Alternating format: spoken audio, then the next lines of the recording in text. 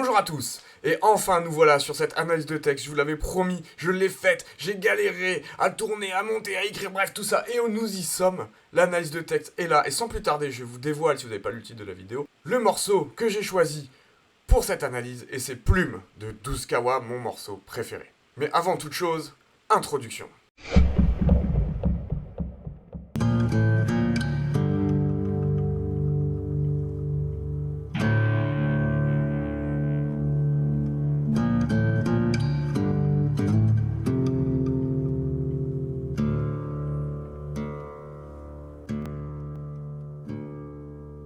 La poésie n'est pas au beau fixe à l'orée de ce XXIe siècle. Art vieillissant et en perte constante d'intérêt, les auteurs sont de moins en moins lus et les ventes se font de plus en plus rares. Cependant, il y a un domaine où de nouveaux poètes émergent. Le rap.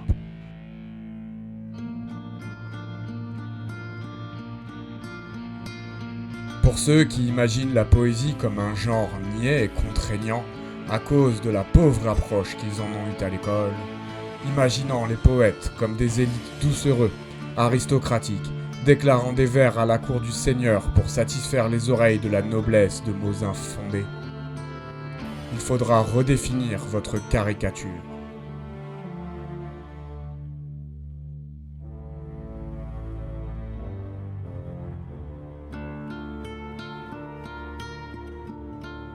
Dans l'époque moderne, bien des poètes célèbres sont contestataires, marginaux et novateurs. Après la Révolution française, les choses progressent en ce sens. Les poètes romantiques sont des vagabonds, des dépravés, voire même des assassins. Même les plus grands, comme Charles Baudelaire et Victor Hugo, sont connus pour leurs vices et leurs atteintes aux bonnes mœurs de l'époque.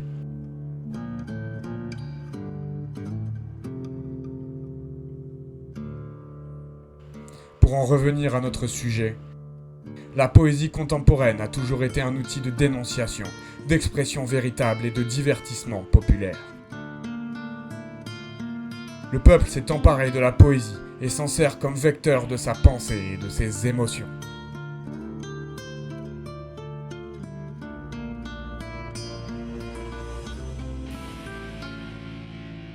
À l'orée du deuxième millénaire, la poésie a ressurgi sous une forme plus actuelle, celle du rap.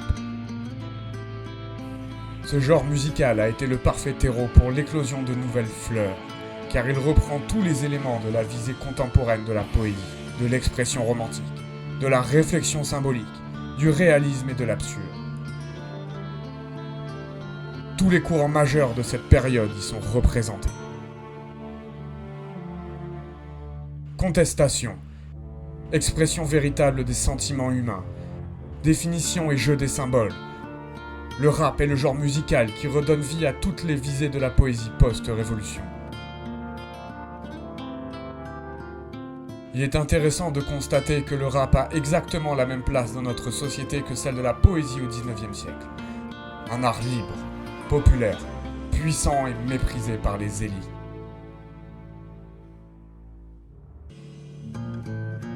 Au XIXe siècle, la lecture mania touchait les jeunes, qui se réunissaient dans des salons pour lire les auteurs romantiques, à tel point que la société considérait cette passion comme addictive, voire pathologique.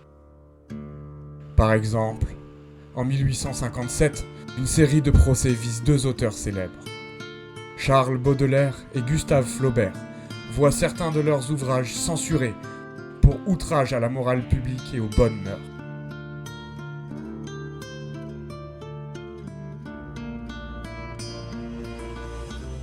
En 2026, le rap est un phénomène mondial. Bien que toujours méprisé par les politiques, désacralisé par ses plus grands représentants, il n'en reste pas moins le genre le plus populaire en France, dans lequel poussent les graines de la poésie, tapis dans l'ombre de ces titans écervelés.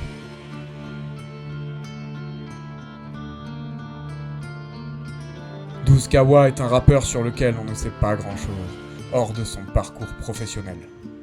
On sait qu'il a été père Une information qui aura son importance en d'autres temps. Sa particularité musicale est principalement qu'il s'inspire et utilise du jazz dans ses morceaux.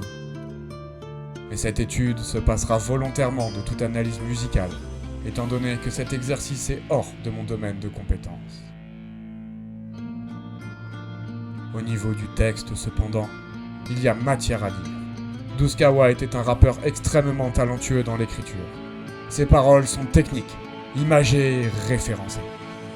Il mêle beau langage à l'imagerie riche et sophistiquée au parler populaire afin de proposer un style unique, potentiellement égalé de nos jours que par quelques rares contemporains du rap conscient et autres poètes égarés. Il est aujourd'hui considéré par beaucoup comme l'un des rappeurs ayant la plus belle plume de toute la scène. Tout le travail que je vous présente actuellement a pour but de vous révéler à quel point cette affirmation est véridique.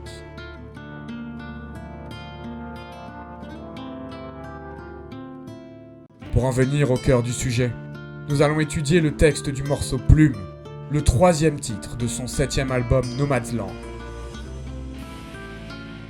Le titre, en premier lieu, évoque une référence angélique déjà présente dans ses autres morceaux et albums.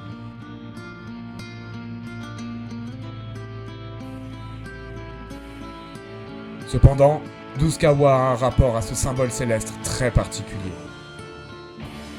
Abreuvé de l'imaginaire actuel, il confond les anges en personnages féminins et il nous offre une nouvelle couleur poétique résultante d'un mélange de sacré, d'adoration, d'engagement et de déchéance.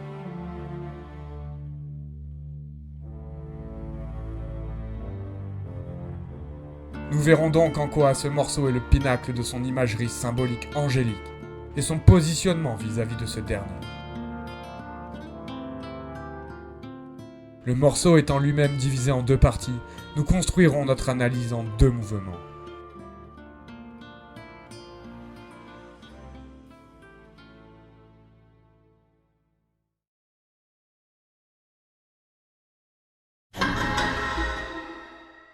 Bienvenue dans cette première partie donc ce qu'on va faire c'est que je vais vous passer une strophe et vous allez l'écouter et ensuite on reprendra vers par vers pour analyser à peu près ce qui s'y passe. Donc cette partie 1, on suit le narrateur tout d'abord, donc que je confondrai avec l'artiste ici, parce que j'emmerde la méthode universitaire. Normalement il faut pas le faire, moi je le fais, vous comprendrez pourquoi peut-être. Donc on le suit dans un étrange voyage surréaliste. Nous y trouverons donc le thème de l'œuvre, ses enjeux et son contexte. Je suis le peintre assis devant sa toile qui n'a jamais peint ce qu'il voit. Le voile s'envole et puis nous dévoile. Ce soir mes sombres étoiles, c'était l'hiver quand nous fûmes proches de notre amour posthume, l'écume blanche comme si léger des plumes. Dans ces 2 premiers octosyllabes, on remarque que les contractions des mots présents dans le langage courant utilisés pour ouvrir une métaphore. Je suis devant. Cette utilisation du langage courant rappelle que nous sommes ici sur un morceau populaire, accessible à tous, et que 12, que j'appelle 12 Kawa, 12, vous comprendrez, Kawa, des fois mon petit pote. Je me suis même demandé si vous deviez pas m'appeler vieille branche, mon petit pote ou canaillou. Embrasse sa condition d'homme du peuple, qu'il rappelle tout au long de son œuvre et dont il arbore fièrement l'école. 12 Kawa, c'est quelqu'un qui est populaire et qui apprécie que son rap soit proche du peuple et surtout qui ne paraisse pas pompeux. On verra ça pourquoi plus tard. Cependant, il utilise ce langage pour ouvrir une métaphore, se comparant à un peintre. Cette imagerie de l'artiste est très efficace pour annoncer le texte. Inspiré de l'impressionnisme, le morceau Plume dépeint une histoire faite de symboles, de mouvements et d'impressions. Plus qu'il ne décrira clairement ce que nous comprenons comme être une quête sentimentale. Il n'y a pas de description, il nous fait comprendre ce qui se passe et on voyage à travers des symboles et des impressions. Donc nous ne serons pas dans la vue, mais dans le ressenti, car il n'a jamais peint ce qu'il voit, comme il dit, comme tous les impressionnistes. Il peint ce qu'il ressent. Donc ici, comme il utilise la première personne, le jeu, on a un tableau d'une romance qu'on peut imaginer qu'il aurait vécu. Vous vous rappelez, je mêle personnage et Douskawa. Parce qu'en fait, Douskawa est quelqu'un qui déjà fait un peu cette fusion. On dit beaucoup c'est un piège de pas, il faut pas mêler narrateur et personnage. Mais dans ce cas-là, très sincèrement, je vais arrêter d'utiliser des méthodes stupides universitaires et on va être assez clair, je pense que c'est quelque chose qu'il a vécu.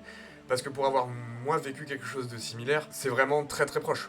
Ou alors, effectivement, il est extrêmement fort et il a basé 5 albums sur à décrire une romance et une dépression qu'il n'a pas vécue. Mais C'est possible, hein, c'est possible techniquement, mais bon, j'y crois peu. Voile s'envole et puis nous dévoile ce soir mes sombres étoiles. Donc ici, on a une homéoté neutre, en voile, dévoile, appuyée par l'allitération en V.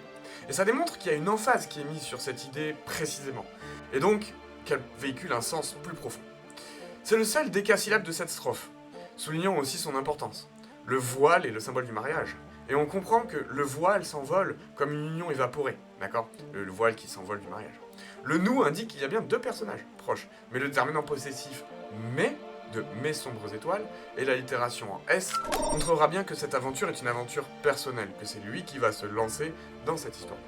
C'était l'hiver quand nous fûmes proches de notre amour posthume, l'écume blanche. Ici, nous avons la confirmation du thème de ce texte, l'amour perdu. L'hiver rappelle le froid, la faim et les ténèbres évoquées précédemment. Ce vers est le premier qui est véritablement difficile à appréhender. L'écume blanche est comparée à une précipitation de plumes, et donc l'écume blanche n'est pas de la neige. Il est possible que cela renvoie à une imagerie sexuelle. Je vous laisse imaginer ce que ça peut être l'écume blanche en vous rappelant la définition du mot écume, mousse blanchâtre qui se forme à la surface des liquides agités, chauffés ou en fermentation, ou la bave de certains animaux.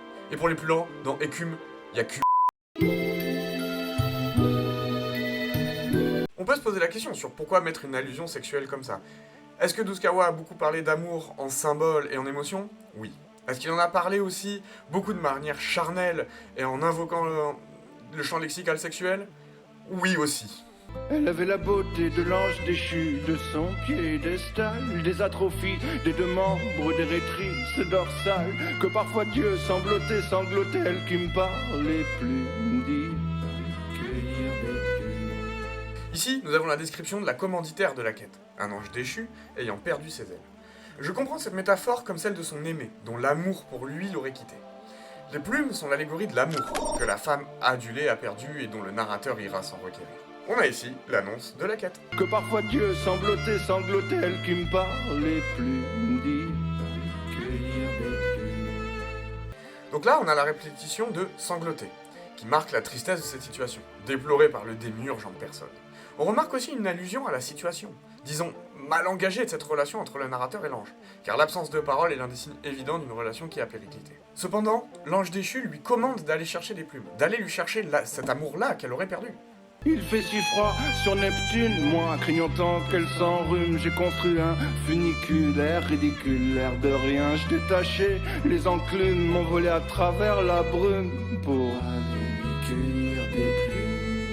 La référence à la planète la plus lointaine du système solaire nommée après le dieu des océans n'est pas anodine. L'idée de froid, d'éloignement et de mystère est évidente, mais l'évocation du dieu des océans peut renvoyer à l'imagerie de l'émotionnel, dont l'océan, mouvant au calme, concret mais insondable, en est aussi l'allégorie. Faut savoir que Douskawa il va beaucoup parler en allégorie, c'est-à-dire qu'il va essayer de conceptualiser certaines choses qui sont difficiles à décrire, d'où l'utilisation de cette figure de style. On comprend alors que le narrateur se lance en quête dans le but de préserver son aimé, du froid, de la maladie, mais par un amour symbolisé par les plumes, une chaleur pour sa belle isolée aux confins de l'espace. Il faut savoir que les plumes des oiseaux servent aussi à s'enrouler dedans, et on a tous l'imagerie de l'ange qui s'enroule dans ses plumes, notamment à cause de celui-là. I will never be a memory.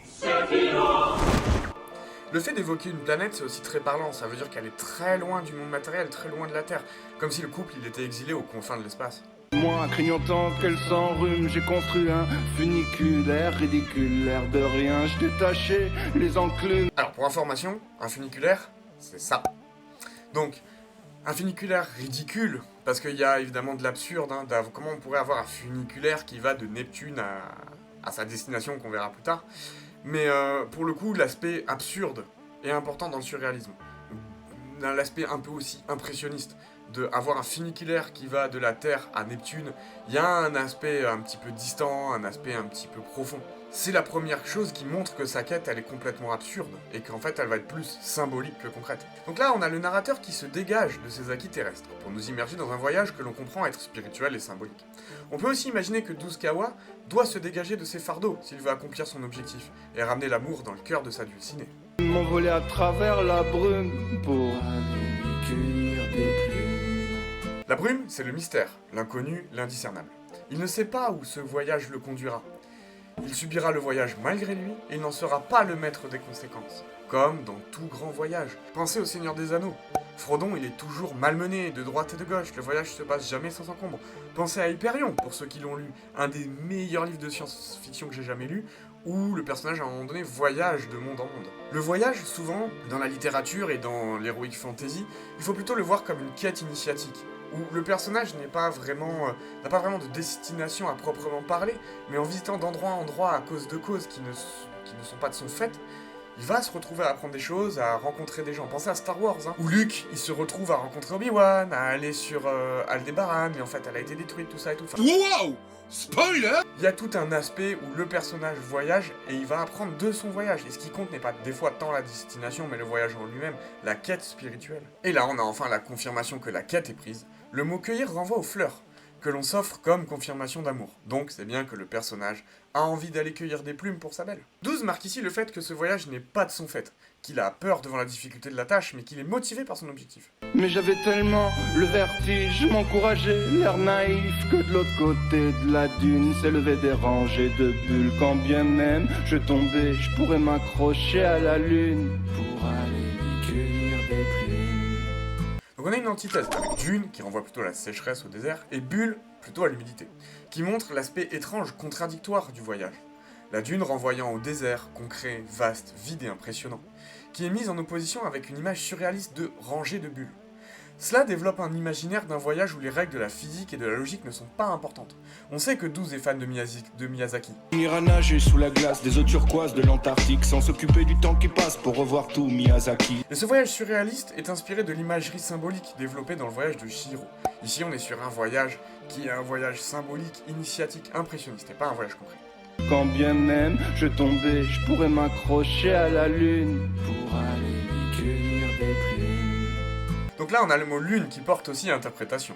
L'évocation de cet astre souligne bien évidemment l'aspect cosmique, spirituel de sa quête, comme la référence qu'on avait eue à Neptune, mais le rappeur fait souvent des jeux de mots dans ses autres textes, entre la lune, l'astre, la lune et l'expression familière pour évoquer le postérieur d'une femme. Cette deuxième interprétation est pas du tout à ignorer. La lune peut être le seul lien entre lui et sa moitié, où l'on pourrait comprendre que les seules choses qui les lient encore soient le contact sexuel, comme c'est souvent le cas dans les autres textes de 12. Souvent il décrit plutôt la relation comme un contact sexuel et non pas vraiment comme un contact d'émotion ou de spiritualité qui est plutôt personnel chez lui. Il a coulé de l'eau sous les ponts et entre les cuisses des filles, frère, j'ai pas la solution pour arrêter que je me détruis, bref. Je me sens si sale, c'est peut-être pour ça que je suis si seul. La même journée, je baisse 3 meufs, tout ça sans me nettoyer la tub. Et sans le savoir, elle sera un peu gouine. La dernière qui me sucera goûtera la chatte de ses 2 copines, j'ai trop le spleen. L'objectif ici est rappelé, comme un psaume que le narrateur se répéterait pour s'automotiver à atteindre son objectif. Attaqué par des harpies qui pourchassent les impies, à croire que ma présence les importune. Elles hurlent d'oublier mon aimé qui n'est plus qu'un ange damné et me voler dans les plumes. Donc dans la quête métaphorique de l'amour pour sa belle, 12 évoque ici les femmes qui tentent de le détourner de son objectif principal. Il se qualifie lui-même d'impie, qui n'est pas propre à la piété, à laquelle il aspire pourtant, sa quête de replumer un ange étant, elle, plutôt pieuse. Et à croire que ma présence les importune, elles hurlent d'oublier mon aimé qui n'est plus qu'un ange damné et me voler dans les plumes. Il est cependant lui aussi conscient du caractère impur de son aimé, qui n'est plus qu'un ange damné. Il sait que la seule chose qui peut redorer le statut de son aimé, c'est les plumes, l'amour qu'il voudrait lui rapporter. Il faut savoir que souvent, les anges sont nommés comme des réceptacles de l'amour de Dieu, qui véhiculent l'amour de Dieu. C'est pour ça aussi qu'on a beaucoup de rapprochements qui est fait entre les anges et l'amour. C'est intéressant aussi de se dire que les harpies le mettent en garde aussi, parce que l'ange déchu, évidemment que c'est quelque chose qui renvoie plus au diabolisme, parce que Satan, Lucifer, l'ange déchu, c'est un ange déchu, Satan dans la Bible. Et ça le renvoie en fait au fait à la mise en garde. Tout le monde sait, et lui, sauf le narrateur, que cette quête elle est perdue d'avance et surtout qu'elle est très impie. Il doit redonner des plumes à un ange, mais pourquoi il les a perdues? Il les a perdues pour une bonne raison. Et lui il se questionne même pas sur cette raison-là, de pourquoi son ange déchu aurait perdu ses plumes. Qu'est-ce qui fait que cet ange-là a été déchu du paradis? Or, évidemment, tout le monde extérieur va lui mettre en garde, comme ça arrive lors des relations qui sont, disons, toxiques, où le monde entier vous met en garde et qu'on n'écoute rien et qu'on fait par amour tout ce que notre dulciné nous dit. J'atterris sur la surface d'une prairie de nuages, des jardins suspendus par aucune ficelle. Les anges gardiens partis des portes du paradis, alors j'en escalade une. Donc son voyage symbolique arrive enfin à sa conclusion, les portes du paradis, endroit source de plumes. Cependant, son action en ces lieux est profane. Sa remarque, suspendue par aucune ficelle, rappelle que son esprit s'accroche à des éléments concrets en cet endroit céleste. Les anges gardiens partis des portes du paradis, alors j'en escalade une. Donc son approche, elle l'est tout autant. Bon gars de la cité, 12 il chouffe les haras, et hop, il glisse un petit pied de nez aux anges gardiens partis, avec un jeu de main assez subtil qui joue sur le double sens d'ange gardien, parce qu'il garde les portes ou il garde les âmes, oui, l'ange gardien. Et il s'introduit enfin au jardin d'Éden. Voici donc comment se conclut cette première partie, qui est un rythme plus calme et plus mélodieux. On a donc eu un tableau d'un voyage spirituel, à travers les propres démons dont le narrateur doit se délester, à travers les autres femmes qui s'opposent à cette quête, conscientes de l'absurdité de la tâche et de la vraie nature de l'ange déchu. Et enfin, son arrivée impromptue au paradis. Ok, donc dans cette partie, le rythme de la musique il s'accélère, démontrant un empressement vif et une action en train de se dérouler rapidement.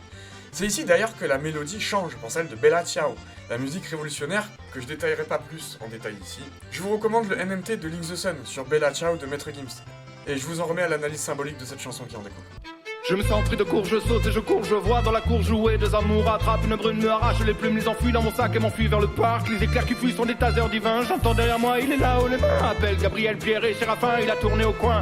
Donc les premiers vers caractérisent cet empressement avec l'antanaclase sur le mot court, et la répétition du jeu, comme si la poésie du narrateur était prise dans la célérité du moment.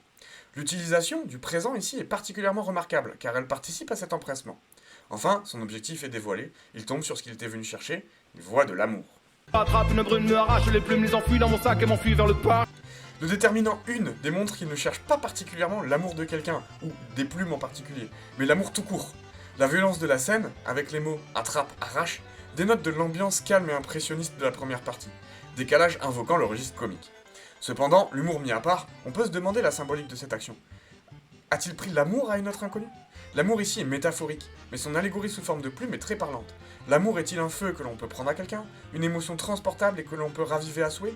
Quelque chose de personnel ou qui n'appartient qu'à certains ? Le narrateur, lui, s'est pas posé ces questions-là. On lui a demandé d'aller prendre des plumes, il est allé récupérer des plumes.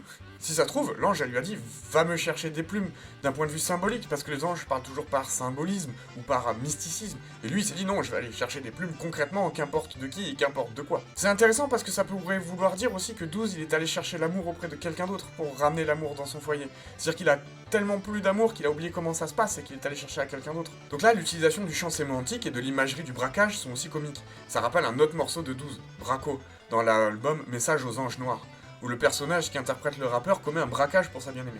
Braquage qui finira tragiquement pour le personnage. Peut-être comme ce texte qu'on est en train d'analyser, on verra, no spoil. Il est aussi possible d'imaginer que les plumes seraient l'allégorie de l'argent, mais je dirais plutôt que c'est une richesse, plutôt personnelle ou spirituelle, que lui il a compris comme un objet concret qui pourrait ramener à sa belle. Alors moi j'écarte l'hypothèse de l'argent parce que de toute façon il n'y a pas d'autres vraiment références à ça. Et puis on est vraiment sur l'allégorie de l'amour qui est complète et on le verra à la fin pourquoi j'ai des preuves très précises de ça. Les éclairs qui fuient sont des tasers divins, j'entends derrière moi, il est là haut les mains, appelle Gabriel, Pierre et Séraphin, il a tourné au coin. Donc là dans cette strophe on a la folle poursuite qui commence entre les anges et 12. Donc ce passage il est plutôt comique en mêlant le vocabulaire céleste avec des expressions et des armes de la rue. Sur des voies impénétrables, bien valpées, t'as la misère mon pote et la miséricorde que les anges oublient, que le diable m'emporte celui-là, jamais là quand on a besoin de lui. Y'a que Cupidon qui a un arc et des flèches, les autres ont des haches et puis des arbalètes, je le vois, il est là dans l'arbre, arrête. Le chiasme, que les anges oublient, que le diable m'emporte, souligne à nouveau le caractère impie de notre héros. Mais il implore aussi intérieurement la miséricorde des anges, car il sait qu'il est dans l'illégalité. Et évidemment, lui, son ange gardien, ce serait plutôt Lucifer. Il est plutôt du côté de l'illégalité, de l'impie, voire du blasphème. Y'a que Cupidon qui a un arc et des flèches, les autres ont des haches et puis des arbalètes, je le vois, il est là dans l'arbre, arrête. Donc ces deux vers, ils expriment que les anges, ils sont pas encore tout à fait prêts à la miséricorde, et l'évocation des armes leur confère plutôt un caractère violent et vindicatif. Il y a un jeu d'attente entre il n'y a que et les autres, que l'on penserait alors pacifique, disposant en fait d'armes plus virulentes. Ce pronom autre est aussi un peu péjoratif, rappelle la célérité de l'action et la considération du narrateur poursuivant. On sait que 12 il a pas vraiment beaucoup de considération pour les anges, encore moins à ce moment-là. Suite à cette interjection d'un des poursuivants, le texte marque une pause. On va donc passer à une autre partie. Un ange passe du créateur créature. La branche casse et l'on me capture à terre. Pourquoi tu voles à nos mômes les duvets de leurs ailes? J'explique en 2 mots pour une demoiselle. Et tu crois que c'est pour ça qu'elle t'aime? Les humains d'où tu viens sont de vrais phénomènes. Vous êtes téléguidés que par des phéromones. Me donne un oreiller qui est rempli de plumage et me dit qu'ériller la rancœur du dommage. Que mon amour est dead et propose qu'on se mette une race honorable. Mais si ça peut te rasséréner. L'expression « un ange passe » renvoie à un silence pendant une conversation. Et c'est humoristique de voir cette expression appliquée au pied de la lettre. Là, on pourrait vraiment imaginer qu'il y a un ange qui passe. Fin de la course-poursuite, début du dialogue. Pourquoi tu voles à nos mômes les duvets de leurs ailes? J'explique en 2 mots pour une demoiselle. Et tu crois que c'est pour ça qu'elle t'aime? Donc il est intéressant de constater que les anges utilisent le langage familier môme. On a 2 explications. Soit l'auteur raconte avec ces mots son aventure, soit les anges sont plus proches des humains que ce que l'on imaginerait au premier abord. Parce qu'on imagine les anges comme des créatures célestes qui utilisent des mots compliqués, qui parlent en mysticisme et en énigmes, alors que pour l'instant ils ont tous parlé de manière très concrète.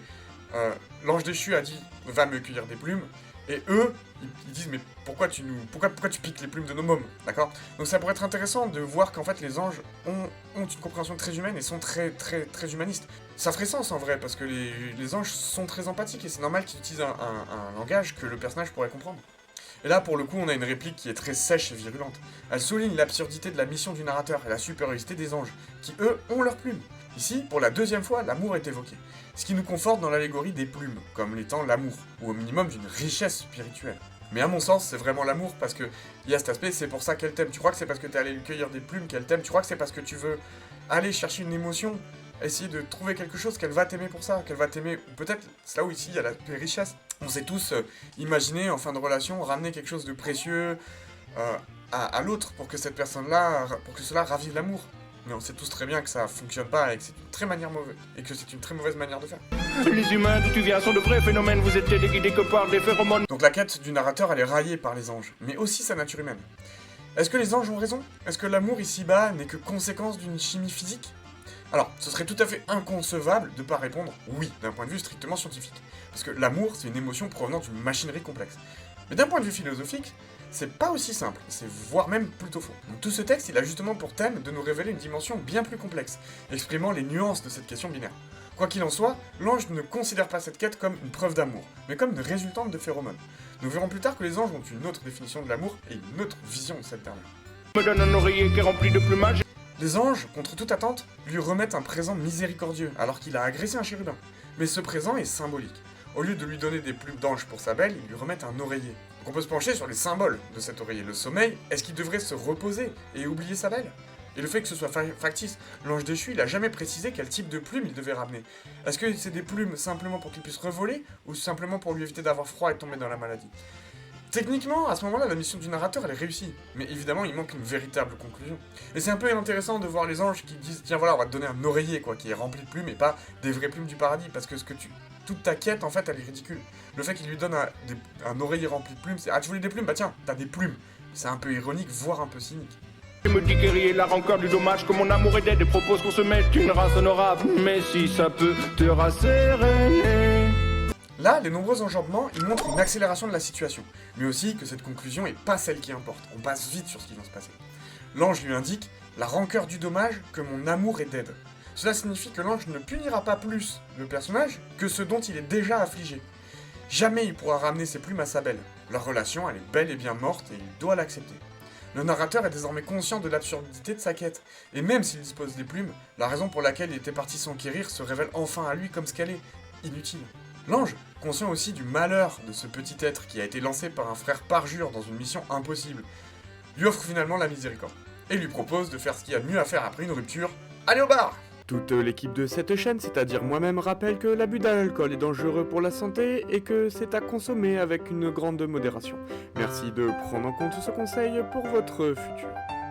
Mais quand même, une bonne cuite quand on vient de se faire larguer, c'est vachement bien.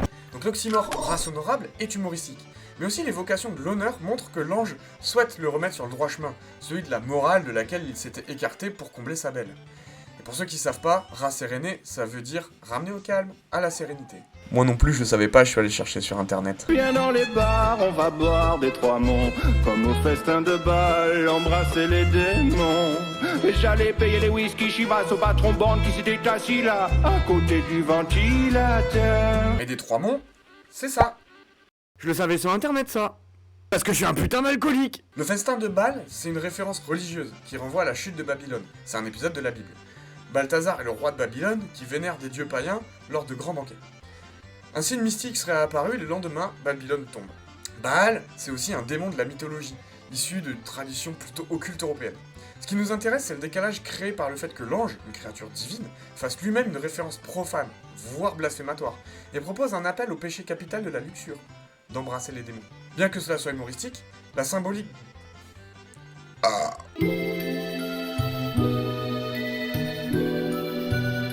Bien que cela soit humoristique, la symbolique derrière cette réplique est profonde. L'ange sait que l'homme sera attiré par cette offre, qui lui permettrait alors d'oublier son aimé pour de bon. J'allais payer les whisky Chivas. Il y a donc une courte ellipse où l'on comprend que le narrateur a évidemment accepté la proposition, et bu quelques verres en divine compagnie. Le whisky Shiva, c'est un type de whisky, mais c'est aussi drôle d'avoir évoqué cette boisson car le nom est un clin d'œil à la déesse Shiva. Quitte à être au paradis en train de boire des coups, autant choisir une boisson qui a un nom proche d'une déesse. Au-delà de ça, Shiva c'est aussi la déesse de la lune, de la création et de la destruction. Donc c'est intéressant parce qu'on a le rapport à la lune, donc on a toujours quelque chose de divin, rapport à la lune que j'avais expliqué au début. Mais on a aussi Shiva, la destruction de cette relation-là, et peut-être la création de quelque chose de plus grand. Ce patron borne qui s'était assis là. Alors celle-là, j'avoue que j'ai mis beaucoup de temps avant de la comprendre. Parce que le patron borne, au paradis, c'est lui. Le fait d'utiliser le mot borne est terriblement cynique. Dieu est représenté par un œil unique, mais l'accabler d'une infirmité démontre d'un dédain total de l'artiste face à la représentation divine. On le sait, grâce à son titre Dieu d'amour et les anges n'ont pas de sexe, Duskawa est très critique vis-à-vis des religions. Quand t'exécutes ceux qui protestent et qui ont pas le même Dieu que les tiens, t'aimerais bien être un martyr parce que t'es un déchet en humain. Ça fait quoi le sang des enfants sur les mains? Moralité, écoute bien la prochaine strophe, peu importe ta peau et si ça choque, c'est Kraï Jéhovah. Vous êtes les descendants d'Adolphe. Donc Duskawa, c'est quelqu'un qui n'hésite pas à blasphémer, c'est quelqu'un qui n'hésite pas à critiquer les religions parce que pour lui, c'est pas important la religion. Pas les croyances, pas les croyants, mais cet aspect religion. C'est pour ça qu'il peut se permettre de faire autant de pieds de nez, de jouer beaucoup avec cet humour, d'être très blasphématoire. Parce que lui, ce qu'il veut, c'est désacraliser aussi ça, montrer que c'est plutôt une question spirituelle, la religion, et pas forcément une question de dogme. À côté du ventilateur. Donc, cependant, l'évocation du ventilateur ramène à un objet insignifiant du quotidien, brisant avec l'aspect mystique de la situation. C'est un procédé que l'on retrouve souvent dans le surréalisme, le croisement entre le symbolique profond et divers objets dont la fonction elle est détournée. En un clin d'œil de ce cyclope, je comprends que dans l'œil de ce cyclone, il compte déverser ma fortune. Et c'est depuis 7 ans de ces anges sans rancune que sur terre il neige des plumes. Donc le mot cyclope rappelle la dimension mystique et mythologique de la situation, mais c'est encore un mot péjoratif pour qualifier le démiurge. Imaginez ce dernier faire un clin d'œil au narrateur, et les jeux de mots avec l'œil du cyclope et œil du cyclone, c'est assez comique. Mais au-delà du comique, ça se cache encore un sens plus profond. Moi je comprends ce clin d'œil comme une annonce malicieuse et pleine d'empathie du geste à venir de Dieu. Comme preuve, le narrateur, il saisit aussi ce geste de la même manière. Et alors, on comprend que cet oreiller de plume se déverse dans les cyclones. C'est un peu intéressant aussi de se dire que, d'un point de vue du narrateur et de Dieu, c'est juste un petit ventilateur, mais peut-être que pour la Terre, c'est un cyclone. Il y a un aspect vraiment de décalage un peu mystique. Par contre, est-ce que le narrateur il comprendra la portée symbolique du geste de l'entité ? En tout cas, son aventure à lui, elle se termine sur ce dernier vers, car les 3 vers suivants ne traitent plus de l'aventure en soi, mais des conséquences de cette dernière. Et c'est depuis 7 ans de ces anges sans rancune que sur terre il neige des plumes. Donc ces 3 derniers vers, outre le fait qu'ils soient splendides, offrent les conséquences symboliques de cette quête. Malgré lui et à son insu, sa démarche insensée d'aller ramener des plumes, l'allégorie de l'amour, je le rappelle, a été sublimée par le démiurge, qui offre finalement ses plumes à l'humanité. Une quête d'amour, aussi maladroite, illégale et profane soit-elle, est pardonnée par le ciel, et c'est la cause d'une conséquence merveilleuse pour la Terre. Comme le dit un jour un autre grand rappeur, Cancerbero, All we need is love. Donc finalement, ce morceau est bien le pinacle de son imagerie symbolique angélique, car elle lui permet une allégorie de l'amour incroyablement novatrice et pertinente. Duskawa, à travers nombre de ses textes, exprime des déboires sentimentaux, et mêle souvent l'imagerie céleste avec son rapport à la femme. Dans ce morceau précisément, il ne se positionne pas en sauveur, mais en ce qu'il est, un poète de la rue au langage et manière populaire. Il évoque sa Dulcinée en tant qu'ange déchu, et il n'en fait pas un portrait amélioratif. Mais comme le disait si bien Alfred de Musset dans On ne badine pas avec l'amour, il y a au moins une chose sainte et sublime, c'est l'union de 2 de ces êtres si imparfaits et si affreux. Par quête tragique et insensée, 12 a fait pleuvoir sur le monde un torrent d'amour. Car oui, le poète n'est que le vecteur de l'empathie de la spiritualité. 12, il a fait le choix de sublimer son parcours, de symboliser son action, et il en découle un morceau d'une qualité sans pareille, chargé d'humour, de profondeur spirituelle et d'une visée angélique. Par son œuvre, 12 nous a transmis tout l'amour et la sagesse qu'il a pu, dans ce morceau, mais aussi dans les autres.